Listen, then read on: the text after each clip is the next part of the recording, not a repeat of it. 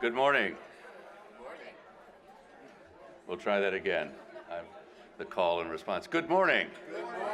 Thank you. I'm Gene Policinski, Chief Operating Officer of the Newseum Institute, and I want to welcome you to the Newseum and to the Night Conference Center. You know, I apologize right away. The free speech guy is cutting down an awful lot of free speech, and so, but we do have a tremendous program for you today. And we hope that you will stay with us throughout the day, but we understand that many of you have obligations, so we're used to traffic in and out, but please do come back and visit the Newseum and our programs at the Newseum Institute. We think that they advance civil discourse and that they help educate the country. And this lecture is such a perfect fit for our building and for our mission. We convene in the interest of education and information. We don't lobby or litigate, but we do, I think, have an impact in the kinds of discourse and recognition of events such as you're taking part in today. We are very interested in diversity. We're very interested in that intersection of faith and public life, and all of those priorities, I think, are present and will be discussed today in what this marvelous anniversary of a landmark decision, a landmark effort to provide for greater public response and engagement. And of course, the First Amendment is all about the marketplace of ideas and that exchange between those who really do control the government and those who work in its service and who make decisions on our behalf. We're very pleased to have you here. I'd like to recognize our President and CEO, James Duff, who is with us as well this morning.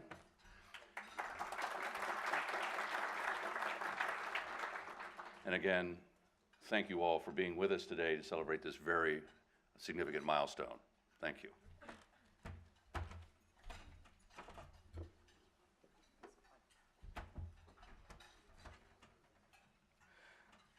Well, good morning, everyone. I'm Geoffrey Black, and I serve as General Minister and President of the United Church of Christ. And we are very much a part of the UCC's Office of Communications. They are a part of us, and we are a part of them. I want to welcome you to this 32nd annual Everett C. Parker Ethics in Telecommunications Lecture and Awards Breakfast. I am always delighted, and for the last several years I've been a part of this, and I'm delighted to join this annual celebration of the UCC's Media Justice Ministry and lend our support for its work here in Washington, D.C. I want to thank Gene for, and the staff of the Newseum Institute for partnering with us this year to mark the 50th anniversary of Reverend Parker's groundbreaking petition. It is an important milestone in the history of the civil rights movements and the history of broadcasting and the history of the United Church of Christ. The persons we are recognizing today reflect the diversity of our democracy, and in putting together our program, we are always happy when we can include people who have had ties of faith and friendship with our honorees. Since one of our honorees, Catherine Sandoval, teaches at a Jesuit institution, and we have such a long-standing ties with Georgetown's Institute of Public Representation, we are delighted to welcome Father Paul Rourke, who is the interim Catholic chaplain of Georgetown University Law Center. We have asked Father Rourke to begin our program with a word of prayer. Father Rourke.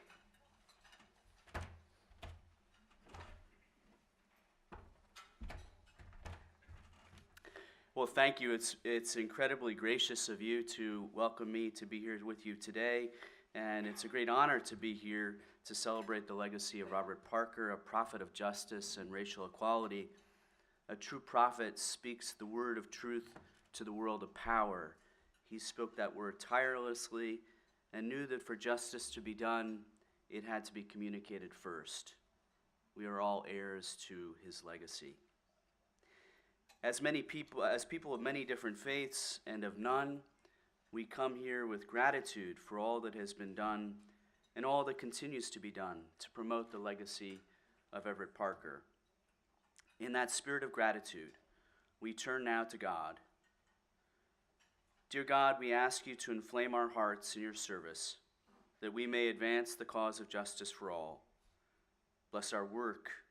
Never let us grow discouraged or complacent, and inspire us to communicate in our words and actions a profound respect for the dignity of every human person. We ask you to bless our conversation today and to fill us with wisdom and insight.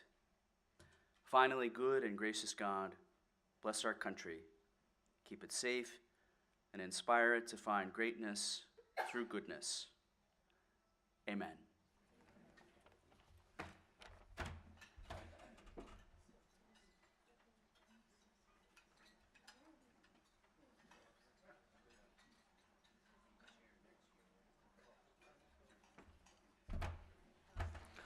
Thank you, Brother Rourke. Good morning, everyone. I'm Earl WIlliams, Chairman of the Board of the United Church of Christ Office of Communication Incorporated, and I want to join Geoffrey in welcoming you here this morning. We would like you to go ahead and begin eating. I assume you all have. And we will be starting our formal program a bit earlier this year to accommodate Chairman Wheeler's schedule. Some of you may have heard of net neutrality, which has been taking up a lot of time at the FCC these days. Chairman Wheeler needs to be able to get back to attend this morning's roundtable on that issue. The annual Parker Lecture is a special time for all of us, bringing together the old and the new medias and industries to honor the heroes of our past while acknowledging the challenges that we still face today. This event and our work through the year would not be possible without the generous support of our sponsors. As I read your names, please let everyone know where you are sitting so we can recognize you. And please hold your applause until I announce all of the names. Our lead sponsors, Google and the National Cable and Telecommunications Association. Our patrons are the National Association of Broadcasters and the United Church of Christ.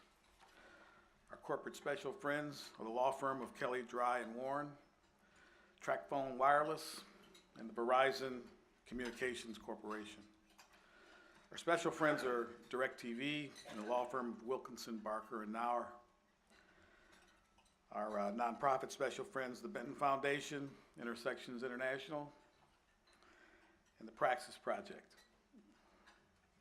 And last but not least, our big nonprofit friend, the Communication Workers of America. Please join me in giving all of our sponsors a hand.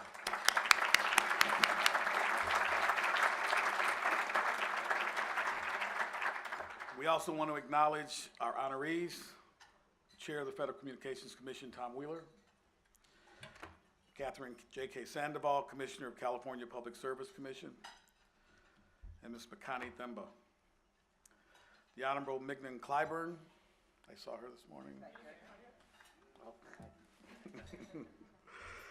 She is a sitting member of the Federal Communications Commission. The Honorable Michael Copps, former Commissioner, Federal Communications Commission.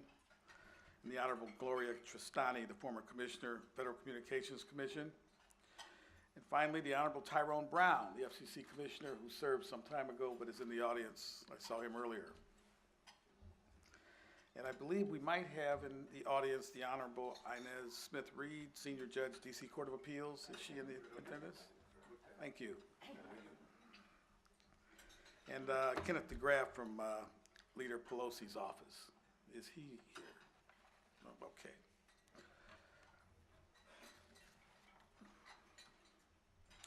In addition to the support of our sponsors, OC Inc. relies on the gifts of individuals like you to continue our important mission. On your tables, you can find a card and envelope if you'd like to make a donation to support our work. You can drop it off at the registration desk or put it in the mail. For those of you watching our live stream, hello. You can go to www.mediajustice.org to make a donation or find out more. Since we gathered last year, OC Inc. has continued to work hard on those issues that are at the crossroads of social justice and communication. Back in February, we celebrated when the long-distance phone rates charged to the families and friends of prisoners were finally lowered. Since then, we've developed resources. Thank you. Since then, we've developed resources on our website to help families understand the new rules and protect themselves from being overcharged.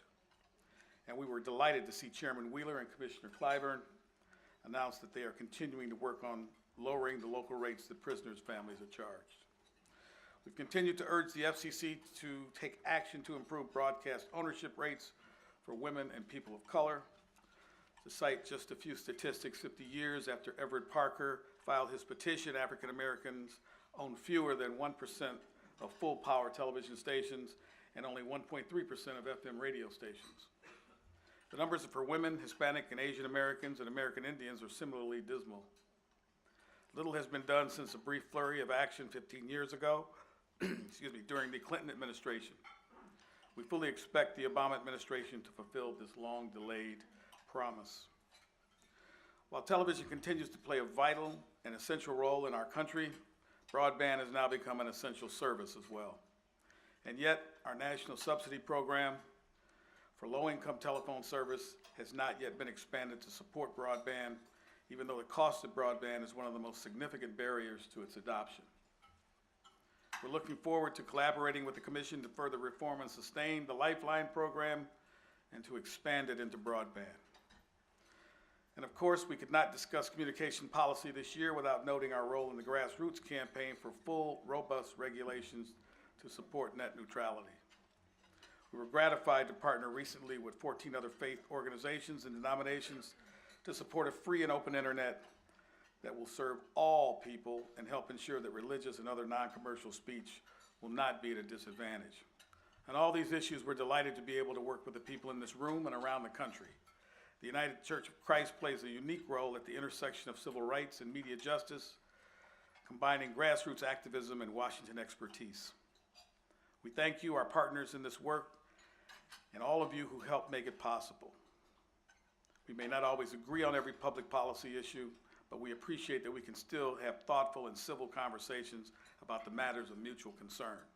At this time, I'd like to call on the Reverend Linda Jaramillo, the Executive Minister for Justice and Witness Ministries of the United Church of Christ. Thank you.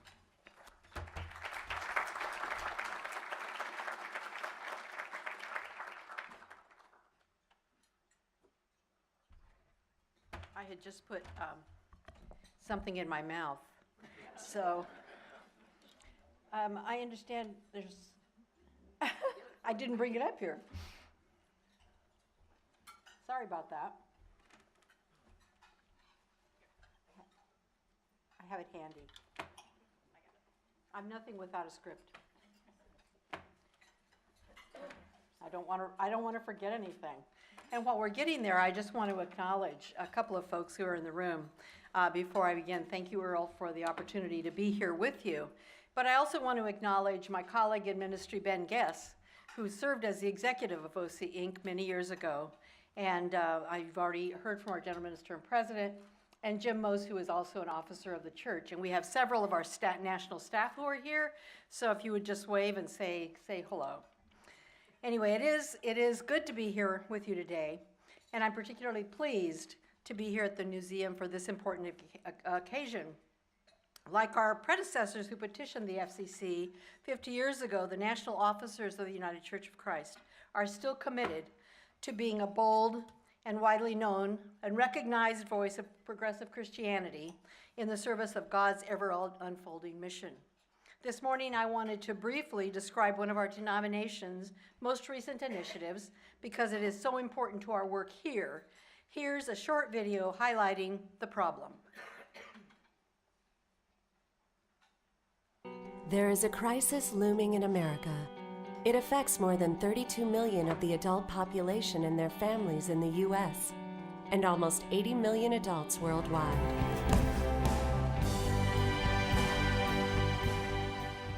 One in 5 adults lack the basic reading skills beyond a 4th grade level, a fact that has not changed in 10 years. The ripple effect of illiteracy is far-reaching. Children who are not reading at grade level by the time they're 8 years old have greater roadblocks to future success. 2/3 of them will drop out of high school. Illiteracy can equal poverty and unemployment. 75% of all jobs require a 9th grade reading level. Illiteracy can equal crime and incarceration. Almost 85% of all young people in the juvenile court system are illiterate. And more than 60% of all adult inmates in the U.S. prison system are illiterate. Adult illiteracy costs the United States more than $200 billion every year. But literacy is a skill that can be learned, and you can help make it happen. As the Bible says, if your gift is service, devote yourself to serving. If your gift is teaching, devote yourself to teaching. The opportunity to help opens the door to serve and witness, to change lives. Together, we will begin a new chapter.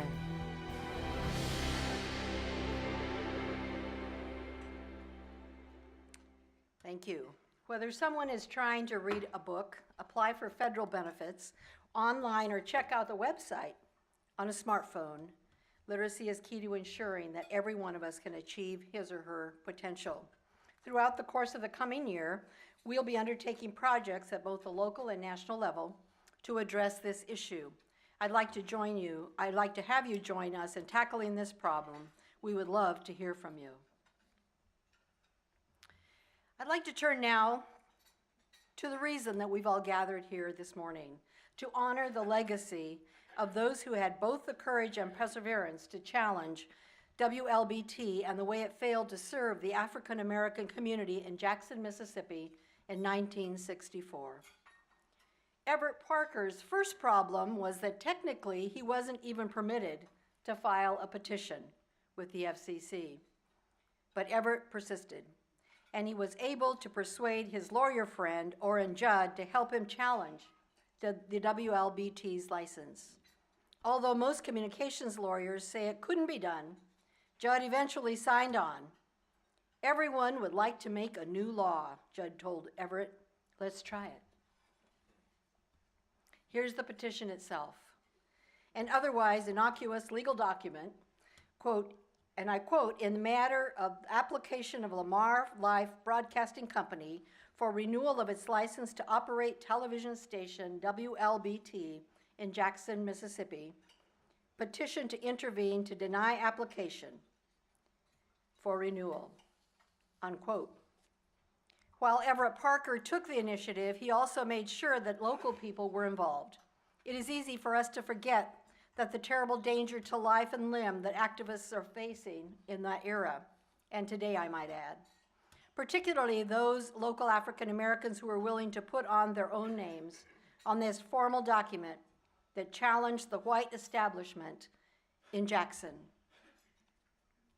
Aaron Henry was the president of the Mississippi chapter of the NAACP. When another lawyer warned him that he could get killed for signing the FCC petition, he replied, "Well, I'm allowed to get killed for a lot of things, I do." Reverend Robert L.T. Smith, who owned a local grocery store, had tried to buy advertising time on WLBT when he had run for Congress in 1962. After WLBT was pressured into giving him that time, the station manager warned Smith that he might wind up floating in a nearby river. It took more than a decade and 2 court decisions, but eventually the United Church of Christ prevailed, not only establishing the right of ordinary citizens to participate in FCC proceedings, but stripping the owners of WLBT of their license. The case is over, but its precedents live on in the new issues of our day today. The 3 million comments that the FCC received in net neutrality this year would not have been accepted if it weren't for the 3 brave petitioners back in 1964. Everett Parker once recalled that WLBT's Washington attorney threatened to drag out the legal proceedings for so long that he would bankrupt the United Church of Christ. Back then, our newly merged denomination was only 7 years old. Everett replied to the attorney, "Well, if the case runs 10 years or 15 years, and if you're dead and I'm dead, the United Church of Christ will still be there, and Everett Parker will still be there."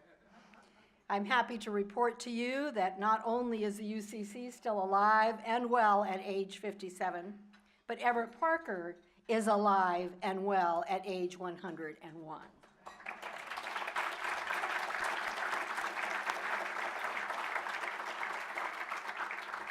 We are so sorry that Everett could not be with us this morning, but we are grateful that his son Truman is able to join us to share a few words on behalf of the family. And I just want to say on a personal note, it's really good to see Truman again. We hail back to the days in the Central Pacific Conference, and Everett is a pastor of a local church in Mountain Home, Idaho.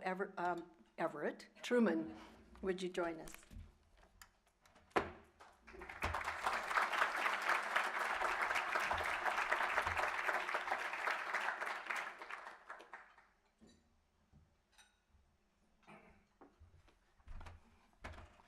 Linda mentioned Orrin Judd. The other lawyer that worked so hard on that was Earl K. Moore. And Earl really worked hard, and I would not like him to be forgotten. Last fall, a member of my church told me that he and his wife hadn't been around for a while because they went down to Mississippi to watch their grandson play on the University of Mississippi football team. We talked about the game and about how his grandson did. And Joe mentioned that after the game, he and Mildred had spent a few days looking around Jackson, Mississippi. I said, Jackson, Mississippi.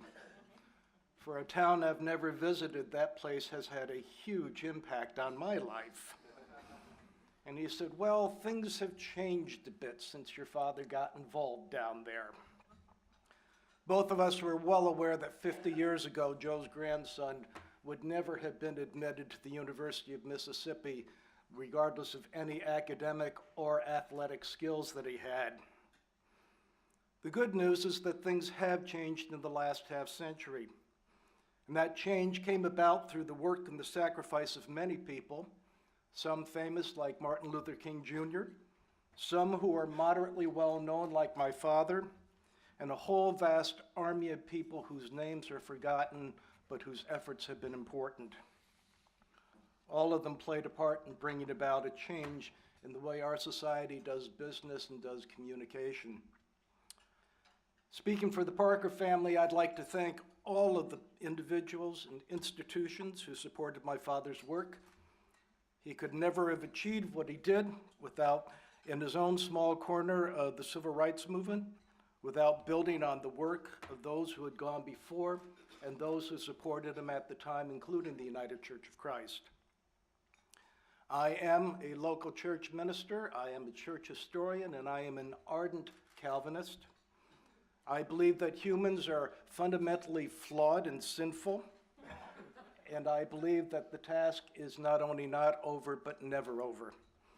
And the Parker family would like to thank all of the people who took up the task where my father left off, who continue to battle the powers and principalities of systemic injustice and marginalization.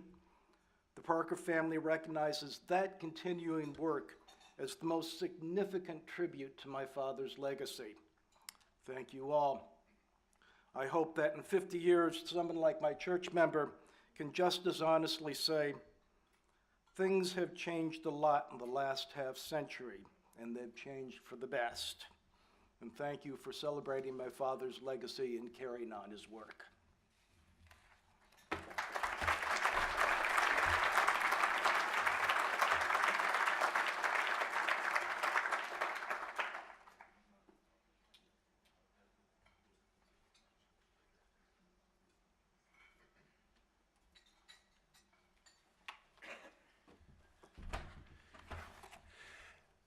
Good morning. My name is Reverend Lionel Edmonds, and I happen to be the pastor and friend of Tom for over 2 decades. Tom his accomplishments are well known. He's the chairman, the 31st chairman of the FCC, and he is known as a Renaissance man. He is inducted into the Hall of Fame for both the Cable Television Hall of Fame, the Wireless Hall of Fame. What is not as well known is that about 10 years ago, I inducted Tom into the Honorary Soul Brothers Hall of Fame. That's how much of a friend that we are. He is an ardent historian. He's the author of Mr. Lincoln's T-Mails, How Abraham Lincoln Used the Telegraph to Win the Civil War. Most importantly, as Emerson once said, I didn't find my friends, the good Lord gave them to me, and I count him as a friend. We look forward to hearing now from Chairman Wheeler. Let us give him a round of applause.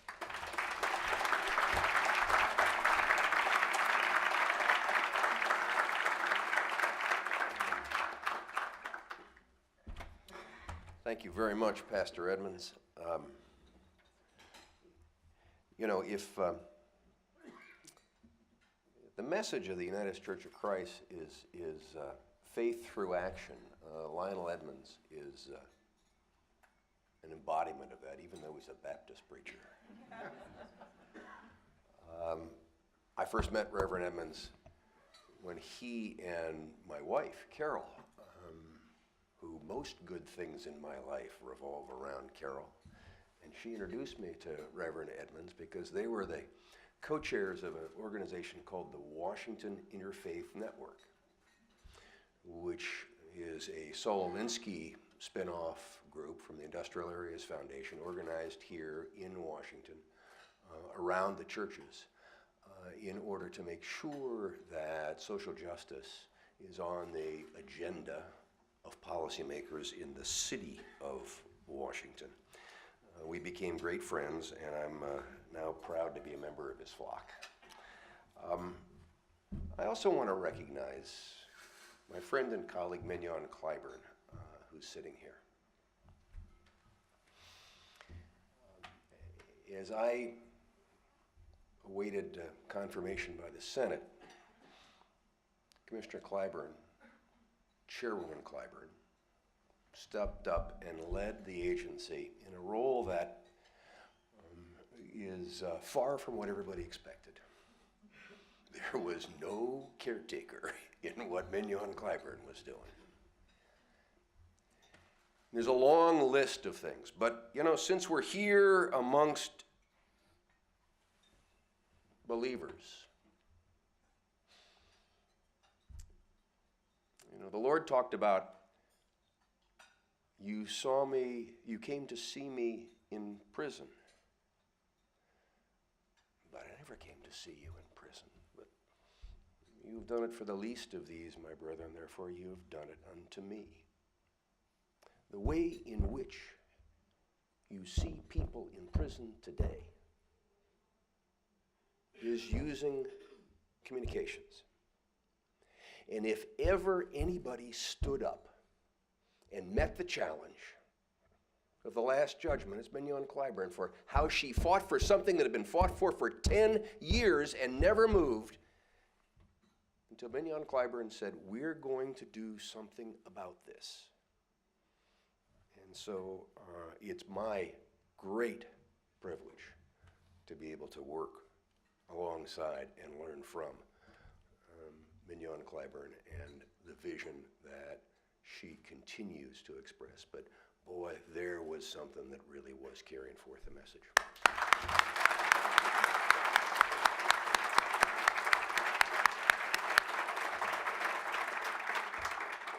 And congratulations to Makani Themba and to Commissioner Catherine Sandoval for your well-deserved honors this morning. It's an honor to follow Reverend Parker. Following a Parker is kind of natural for all of us. And that's what I'd like to address today. There are multiple reasons why I'm privileged to be here, but I want to highlight at the outset two of them. First of all, I grew up in a UCC church. Joining faith with action is the modern witness. And it calls us to search for social justice. Everett Parker took that challenge to the parochial corners of telecommunications policy. And that's what we celebrate today. Secondly, I knew Everett Parker. not well, but I knew your dad. Not well, but in the late 70s, we both advocated for diversity of voices in the media. I was doing it for the cable television industry, which had an obvious interest in overcoming the restrictive rules of the FCC. And Reverend Parker was doing it because diversity of choice and diversity of opportunity was what he was all about. Today we celebrate Reverend Everett Parker's service to God and his contributions to society. As was explained, when he appealed the FCC's 1965 decision to grant WLBT's license renewal in United Church of Christ v. FCC, he not only took on racism, but he also established a landmark precedent that gave ordinary citizens the right for the first time to participate in FCC proceedings. And the fact that today all FCC processes are open and that anyone can provide comments on the topics we discuss is a tremendous legacy that we all too often take for granted. And Linda, just let me keep the scorecard up to date. It's 3.7 million comments now. Before this decision, the FCC position was that only those alleging, quote, economic injury and electrical interference, unquote, had the right to challenge its licensing decisions. But Chief Judge and soon-to-be Chief Justice Warren Burger wrote a powerful opinion that said that the public played an important role as what he called private attorneys general in helping the FCC enforce its public interest standard. I've often said that the networks that connect us are the forces that define us, not just our commerce, but also our culture and our individual lives. Everett Parker gave us all a voice in the policy related to that defining force.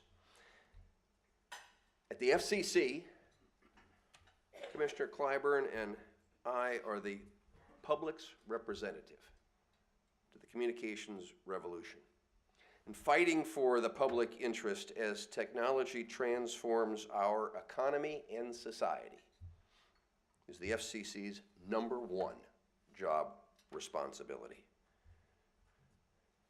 And we've got our work cut out for us. At the time of Reverend Parker's campaign, broadcast TV and radio were by far and away the most powerful source for news and information. 50 years after Everett Parker filed the petition that would transform access to broadcasting, and there is a new platform that is redefining not only access to news and information, but also access to economic opportunity and growth. And of course, I'm talking about the internet. Ensuring universal access to the internet for all will not be an easy task. Nearly 30% of Americans are not connected to high-speed broadband internet at home. And that includes nearly 14 million Americans that have no access whatsoever.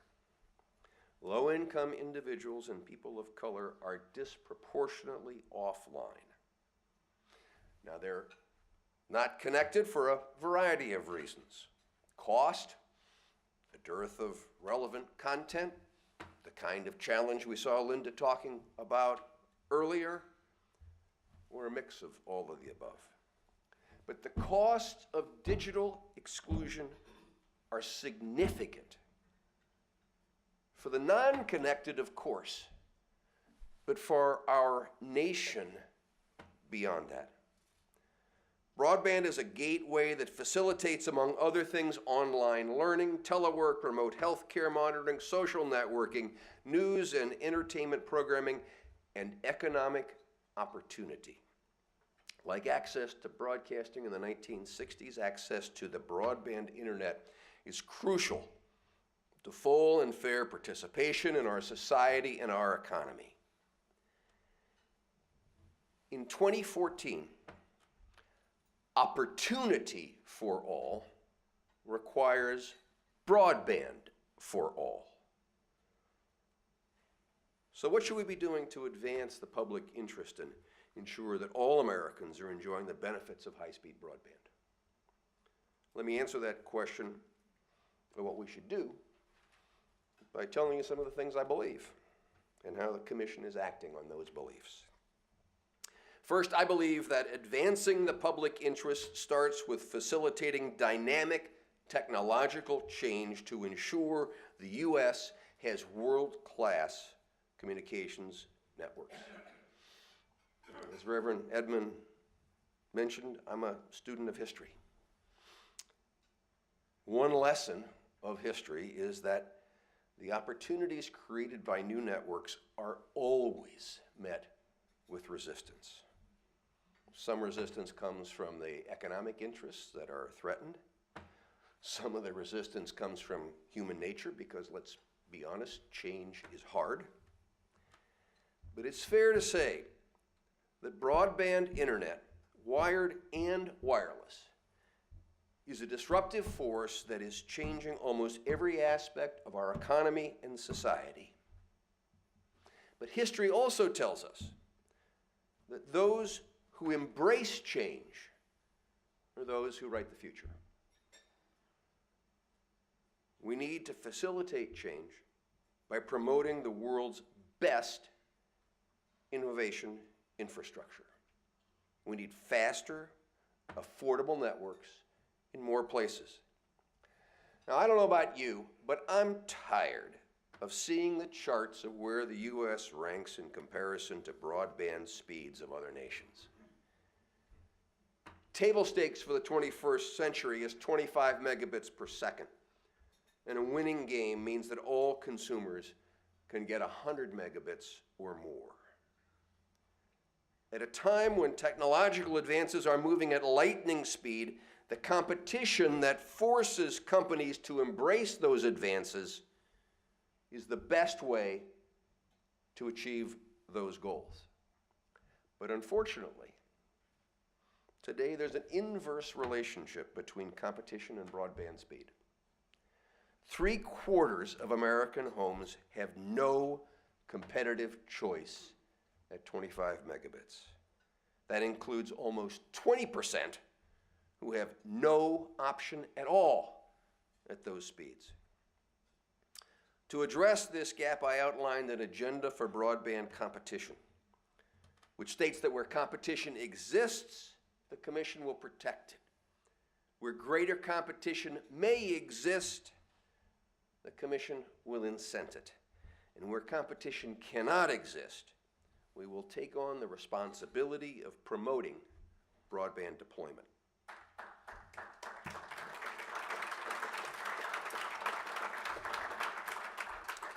When we talk about broadband, we are increasingly talking about mobile connectivity.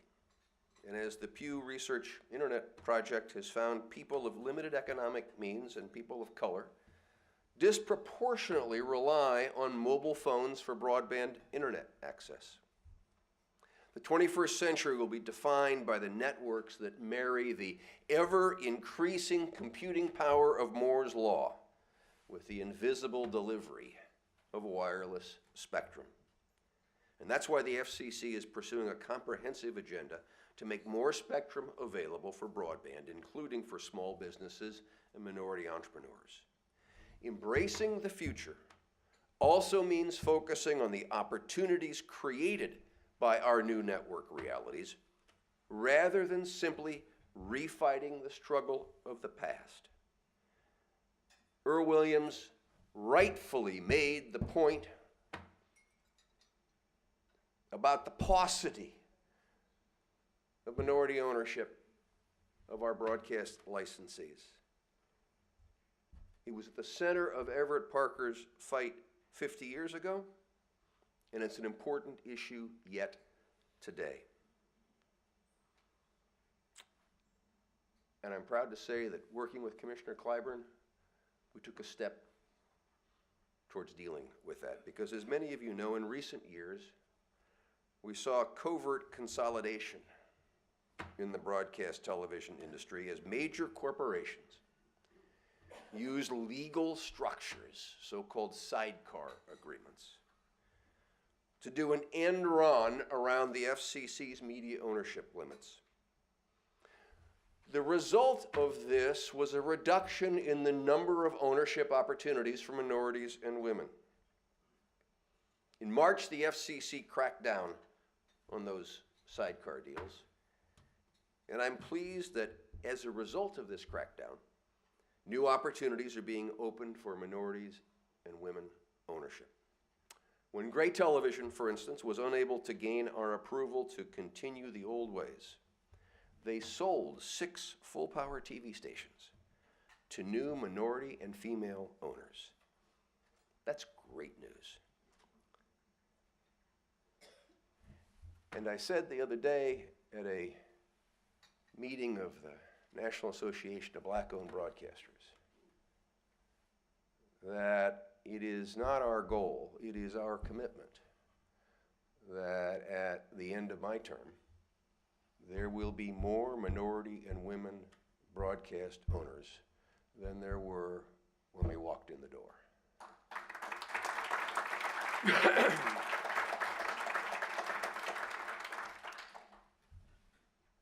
But there's an interesting thing that technology is doing for us, and that is that facilities ownership is less crucial to diverse voices than it ever has been before. Yes, we'll continue to push for diversity in ownership, but just as important in the internet age, we need to exploit our new networks for ownership diversity and content diversity. So I believe we need to embrace and facilitate the changes made possible by the broadband revolution, which brings me to my second point. While network technologies have changed, the principles that define the relationship between those who use networks and those who build and operate them has not changed. Advancing the public interest requires ensuring that our networks reflect our civic values. At the beginning of my term, I spoke about the network compact, those immutable values that have formed the foundation of our communications networks for over a century. There are 5 principles. Access, both to networks and on networks. Interconnection, because by definition, a network is a series of connections. In the broadband world, the internet isn't a thing, it's a collection of networks. Consumer protection. You know, we've pushed the laws of physics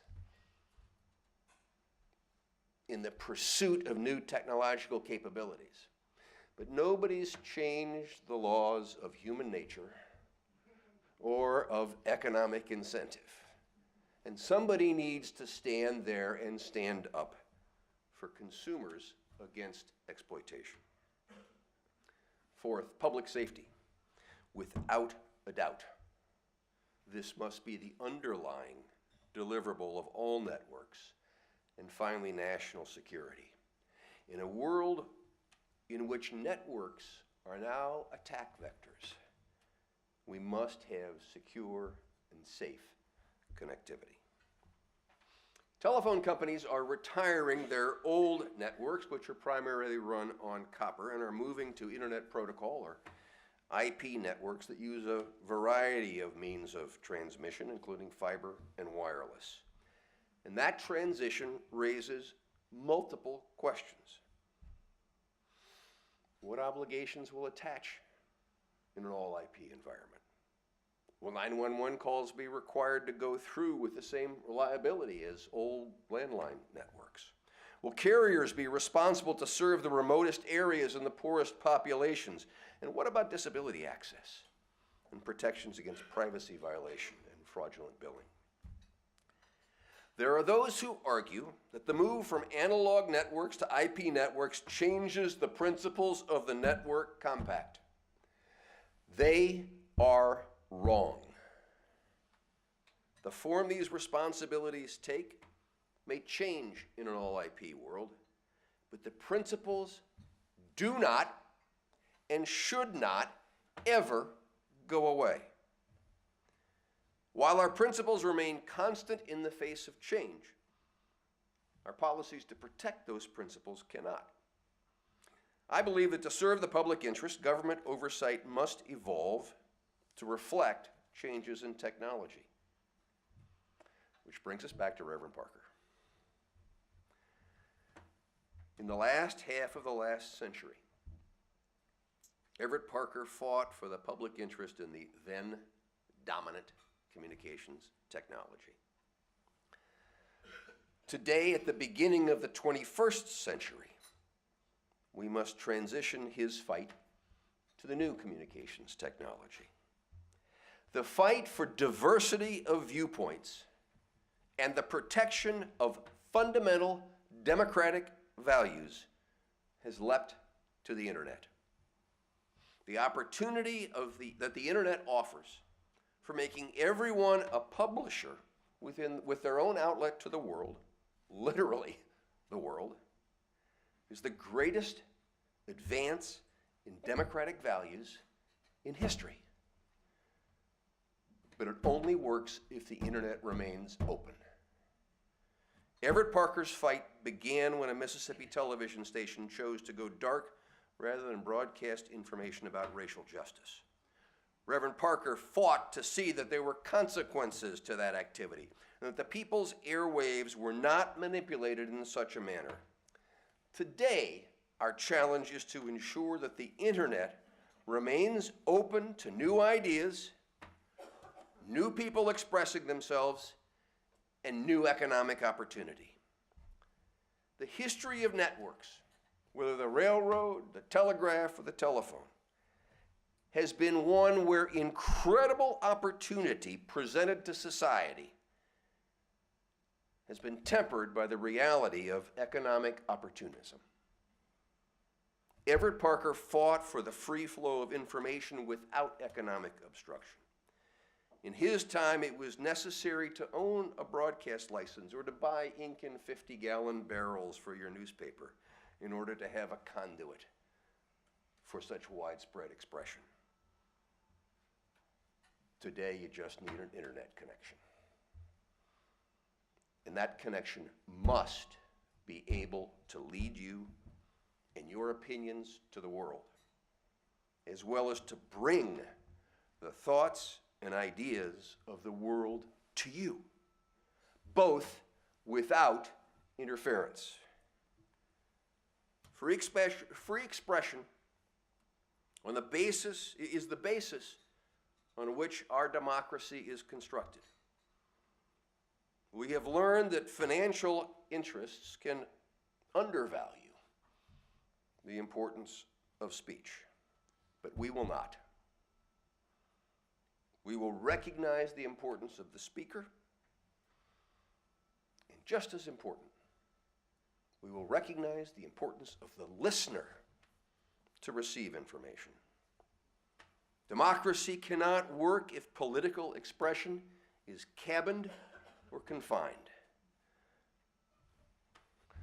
The history of America is the history of unpopular ideas that came to be recognized as essential truths. From the independence of the colonies, to the abolition of slavery, to the simple notion that people should not be judged on the basis of race, ethnicity, or sexual orientation. This is why free expression is a value that stands at the center of our work to promote an open internet. As if the revolutionary expansion of free speech represented by the internet wasn't enough, the net is also an unprecedented expansion of economic opportunity for everyone. Networks have always been the backbone of economic expansion. But what's new this time is that an open internet allows innovative activity to reach scope and scale at an unprecedented pace. That A guy and a gal and a dog in a garage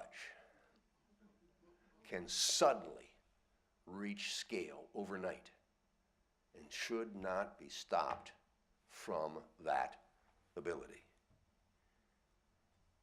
These are the fundamental reasons why we're considering an open internet rule at the FCC. Some have remarked that this may be the most important decision that we make in my term.